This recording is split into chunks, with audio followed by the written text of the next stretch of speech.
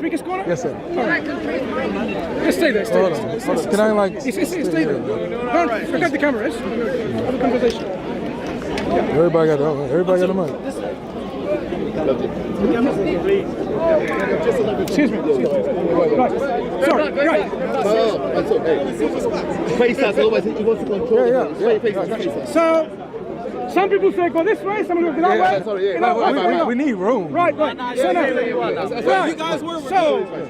so Avery, So right here? the question I asked you is, this why way. are you not a Muslim? Can we come this way? No, I'm not going to let the cameras move. I'm not moving. We're going to stay on this side. Okay. We need space. Let me stop you, then you can move away. Face to face, that's perfect. All right, cool. All right, let's go. Let's get it. I'll get it right here. Back up, everybody. No problem. Everyone Go ahead. Ignore them.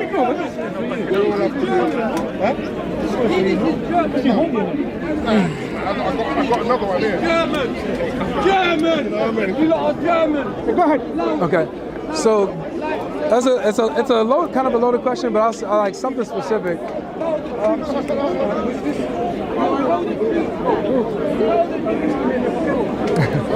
So one reason why I reject Islam is because, you know, as a Christian, the words of Jesus are important to me, and so the Quran mentions how Jesus said that a messenger named Ahmed will come after him, right? And so, obviously, you know, being a Christian, if Jesus ever mentioned a messenger to come after him named Ahmed, I definitely believe it. I would believe in that messenger. I believe that, you know, he's a prophet of God that brought the message of God, and I'll go with it. However, I don't see any evidence of that. So I see evidence of the contrary. So that's a huge reason why I would say I reject Islam. Right. So if you were not a Christian, you would reject Islam because it mentions something that goes against the Bible. Would that make sense? And it's not just it's something that goes against the Bible. It's saying it's making a positive claim. Let me rephrase what I'm saying. Okay, go ahead. If you didn't know anything about Christianity, would your rejection of Islam still be valid the way you explained just now? Yes. Right. So the Quran says Christ talked about someone to come after him, whose name would be Ahmed, and you, whether you're a Christian or you have no knowledge of Christianity, you think because of that you reject Christianity. Yeah, and here's the reason why. It's because if I'm investigating the claims. As an investigator, you know, I'm trying to verify, okay, is he telling the truth here? So when I go and I investigate and I don't see anywhere in any history where Jesus mentioned Ahmed to come after him, I'm like, oh, well, this book is false. It's making a false claim, you know? Very interesting. So as an investigator, you have investigated and looked into what this claim Jesus made. Firstly, where has he made these claims? Yeah. The writings you've read yourself in Greek, in Hebrew, in Aramaic. So you've learned of all these languages and investigated, right? I've looked into the text. I've looked into the text, and I haven't seen it. If a text is in Greek, you've looked into the Greek text, you've understood it, fine, good. So you've investigated that the early reports about Christ, the ones that talks about Christ himself, and you have made yourself a good investigator, a good critic, and say this kind of writings is authentic and acceptable and reliable. For example, when we look at writings about Christ in the Gospel of St. Thomas, for example, 114 sayings, on the Gospel of Judas, in the Gospel of Infancy, right? In the Gospel of Mary, none of which are in the Christian canon, in the Bible that Christians follow today. But these were written by people who thought they were following Christ, who thought they were following the teaching of Christ, what Christ preached. So you investigated them and you considered, so you have all of these writings, the 4 in the New Testament, in your New Testament, and the other 45 or so that we know of extant in various manuscript traditions, and you said, okay, this is reliable, this is not. So the question now pinges on, how do you establish authenticity and reliability of all of these textual tradition that is available to us? That's actually not the question. That's the question for me, to you. Well, yeah, so my question is, at first was, where does Jesus say this? That was the question. Not on, is this reliable, is this reliable, is this reliable, is this reliable? When we look at the text of all the claims of what Jesus said, Where? we do not. Where do you look? In the earliest testaments that we have of his words. The New Testament. That's right. Again. No, well, that's what we have. That's what I'm saying. Well, can I land this? I will let you speak every, but I want to clarify something. Yeah, but let me land this. Huh? Let me land. But you misunderstood my question. No, I'm trying to explain my point. But did you understand my question, though? I understand your question. You asked me how. Go ahead. So this is why I'm saying this, because you're changing the conversation too.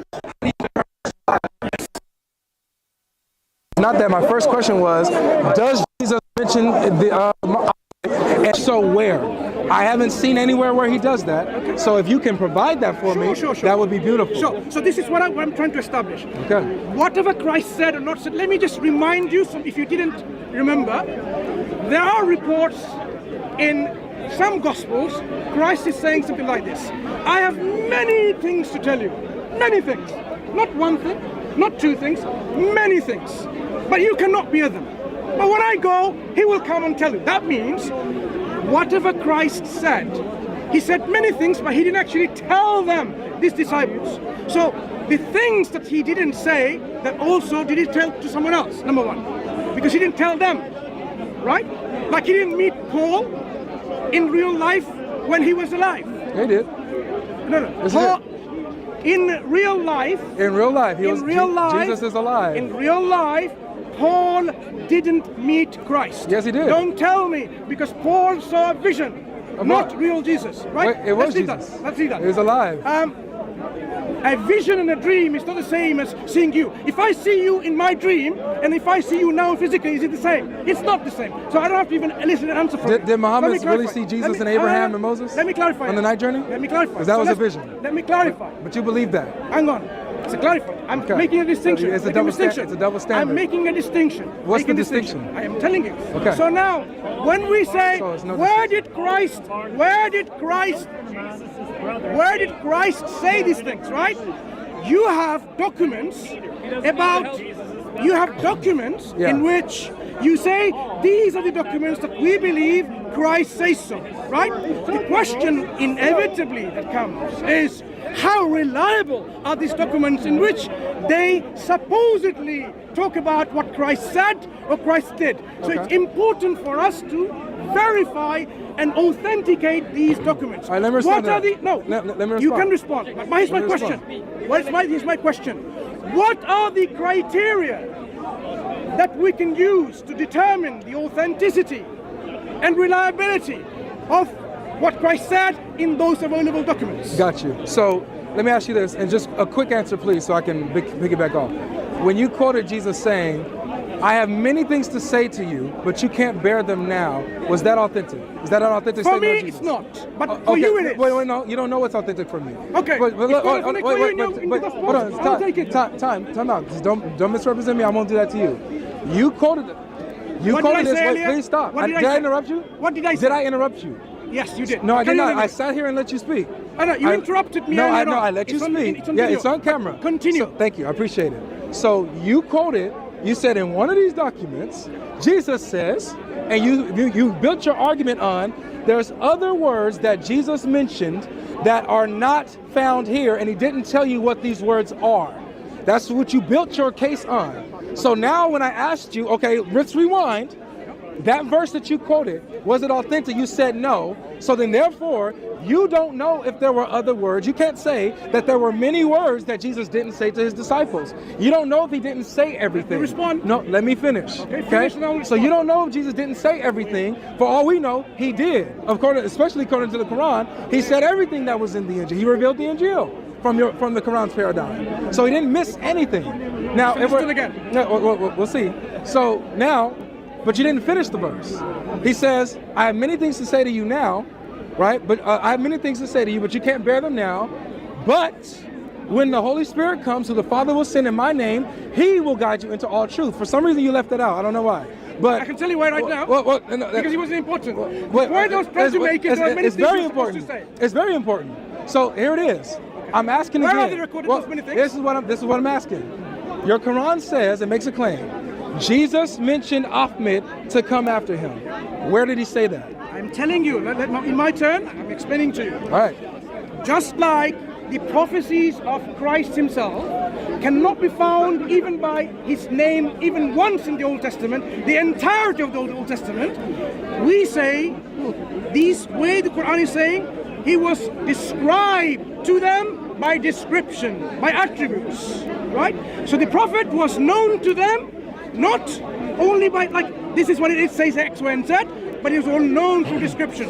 Just like the absence of every single book of the Old Testament in which the name of Christ is not even mentioned once. You assume it's referring to Jesus. It might well refer to Hare Krishna, right? So now, let's come back to the point I'm saying. When I say Jesus says many things, I didn't say this was authentic to me. I am saying, you consider, Avery, this part authentic to you, binding to you, not to me, to you. So from your own binding, at least, you should say, right, I agree there were many things he was supposed to say he didn't, right? So the question I asked you again, which you didn't answer, is this. The criteria of determining authenticity and reliability. Let's go and hear once again.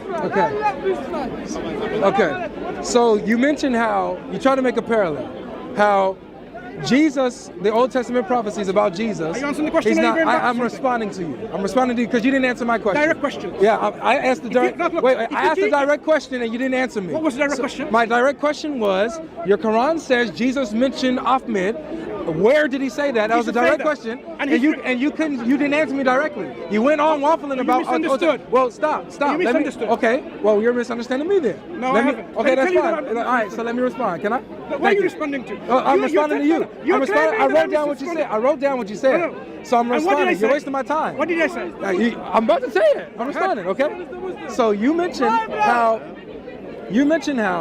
that Jesus, the Old Testament prophecies about Jesus, we won't find Jesus prophesied by name in the Old Testament. However, we can find descriptions of him in these Old Testament prophecies. And likewise, it will be like Muhammad, where we don't find his name explicitly, but the Quran says we'll find his descriptions. However, this is where you have a problem, Mansur. Your problem is that your Quran says we'll find him by name. It says it. It says, Jesus said, a messenger named Ahmed will come after me. So I'm asking, where did he say this? Wait, pause.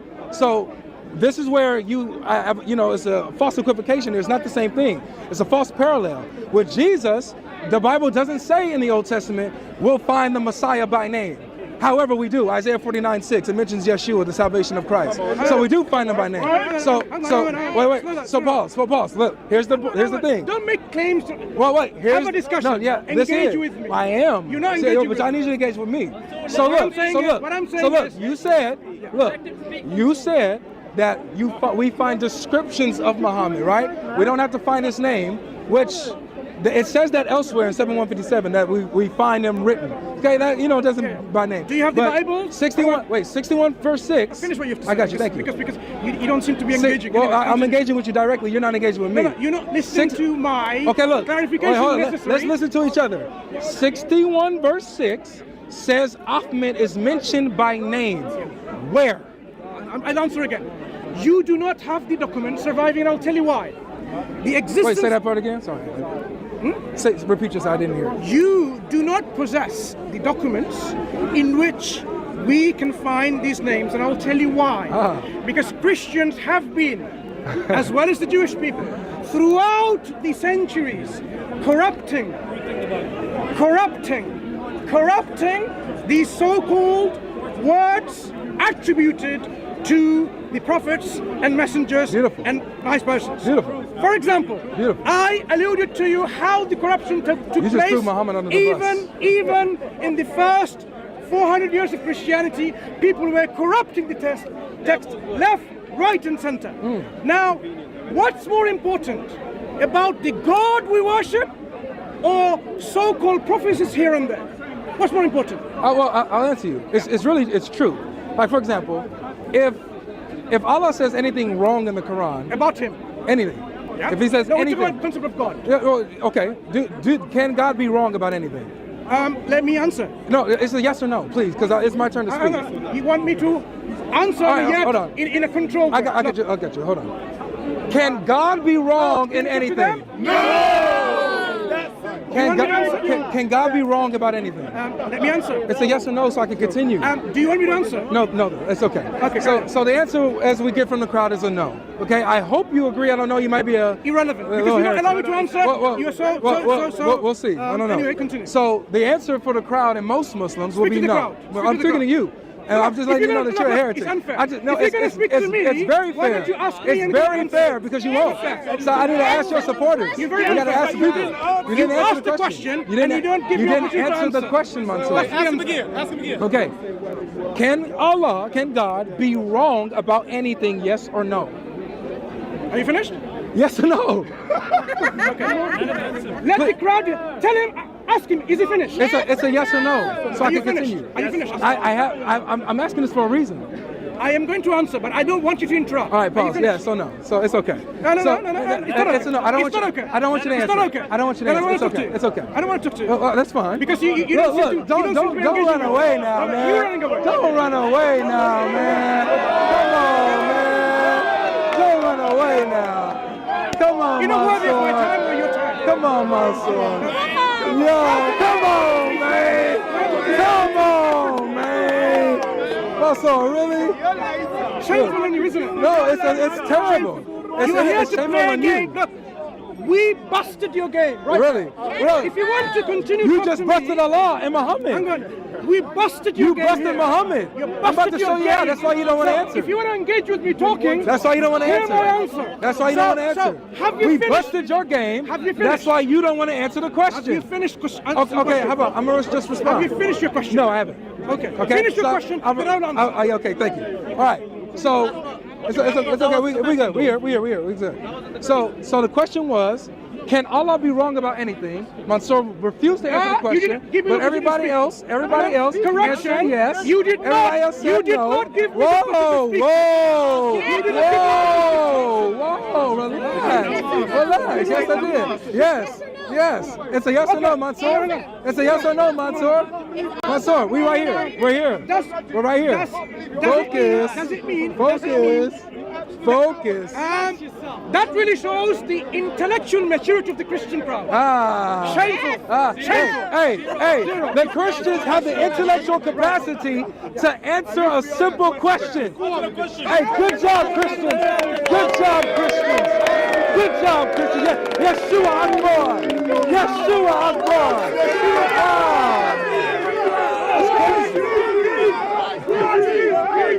crazy. Come on, man.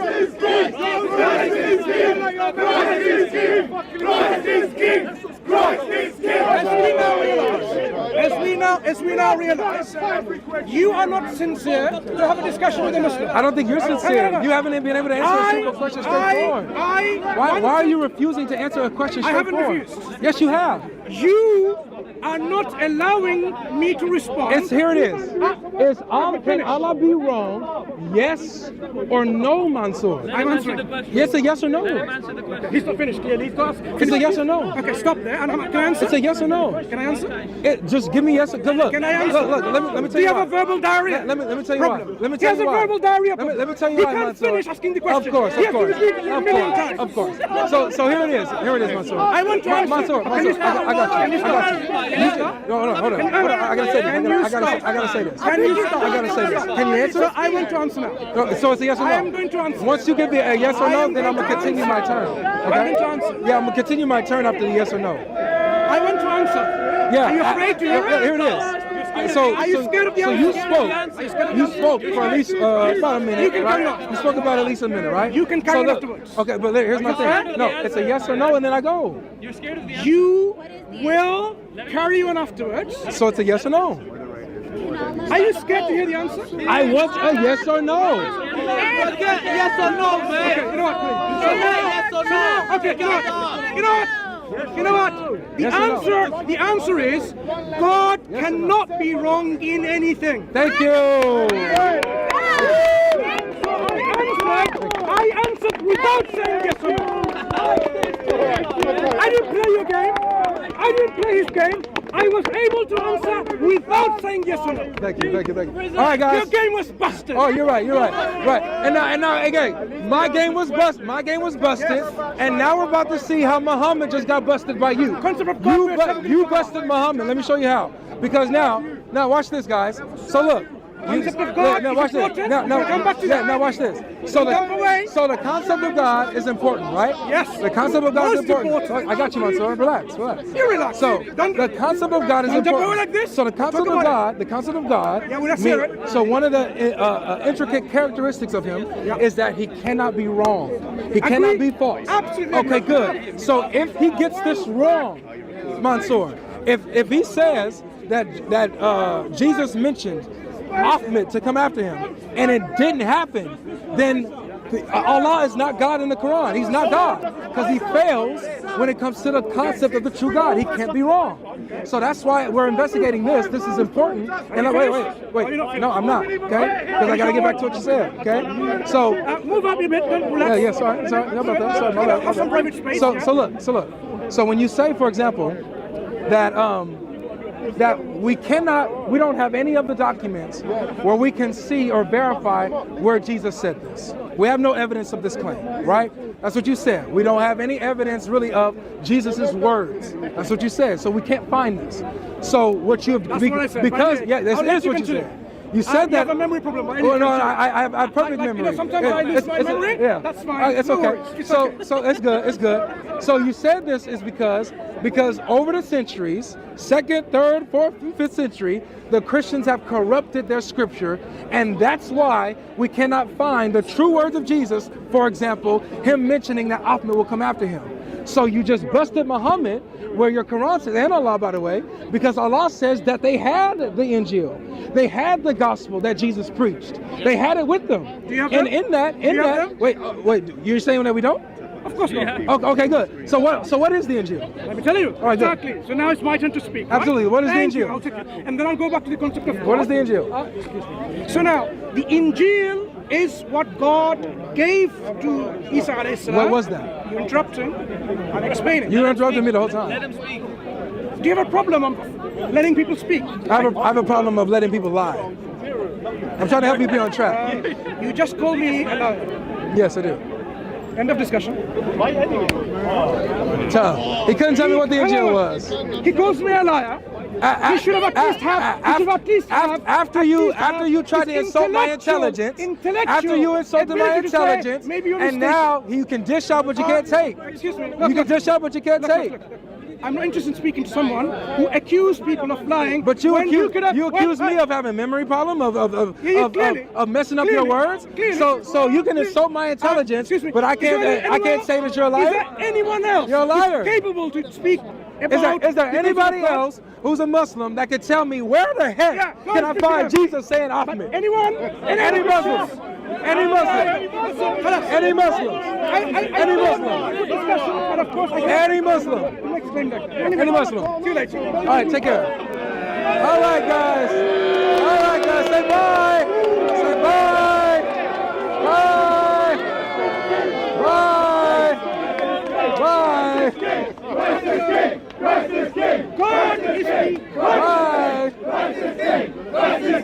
God is king. Bye. Go on this side. We're gonna keep going. So, guys, get some space. We need to wrap up.